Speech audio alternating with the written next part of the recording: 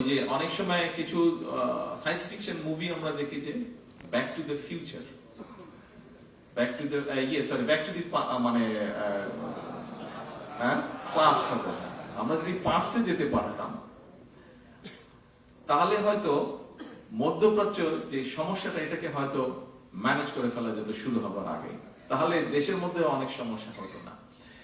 তেলের যে কিছু কিছু ক্ষেত্রে বিভিন্ন ভাবে কিছু অসুবিধা হচ্ছে, যেটি আপনারা বলেছেন অবশ্যই ইট ইজ নিডেড। একটু সময় দিন আমাদেরকে। আমরা যেহেতু পিছন তো যেতে পারবো না, সামনে পিছনে যে সমস্যাটা তৈরি হয়েছে এটার জন্য আরো সমস্যা তৈরি হয়েছে। আমাদেরকে অতিরিক্ত অনেক বেশি দাম দিয়ে দেশের মানুষ যাতে স্বাভাবিকভাবে সবকিছু রাখতে পারে, আমাদের যেরকম ভর্তুকির পরিমাণ বাড়াতে হচ্ছে জ্বালানিতে, একইভাবে ইন্টারন্যাশনাল মার্কেট থেকে $2 বিলিয়নেরও বেশি ডলার দিয়ে আমাদেরকে ইমিডিয়েট তেল ক্রয় করতে হয়েছে। তার ফলে সরকারের বা জনগণের অনেকগুলো অর্থ খরচ হয়ে গিয়েছে। আমরা চেষ্টা করব যত দ্রুত সম্ভব ড্রাইভারই হোক অথবা তেলের গাড়ির তেলের ব্যবস্থাটি হোক আমরা করার চেষ্টা করব।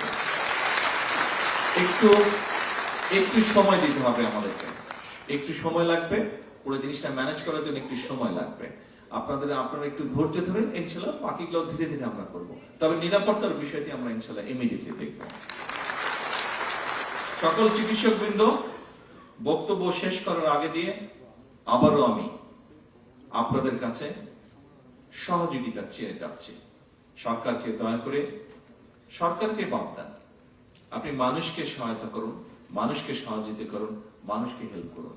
কারণ সে আপনারই কেউ না কেউ, সে আপনারই একজন, সে আপনার এই সমাজের একজন সদস্য, সে আপনার এই দেশের একজন নাগরিক। আসুন আমরা, যেহেতু এখানে আমরা যারা উপস্থিত আছি, এই ঘরে যে কজন মানুষ আমরা উপস্থিত আছি, আমরা কোনো না কোনো ভাবে কিন্তু প্রিভিলেজ, কেউ কম কেউ বেশি, কিন্তু প্রত্যেকে প্রিভিলেজ, কেউ না বলতে পারবেন না, কিন্তু কোনো না কোনো ভাবে প্রত্যেকে কিন্তু প্রিভিলেজ। বাংলাদেশের অধিকাংশ মানুষ, অধিকাংশ নাগরিক কিন্তু নট প্রিভিলেজড।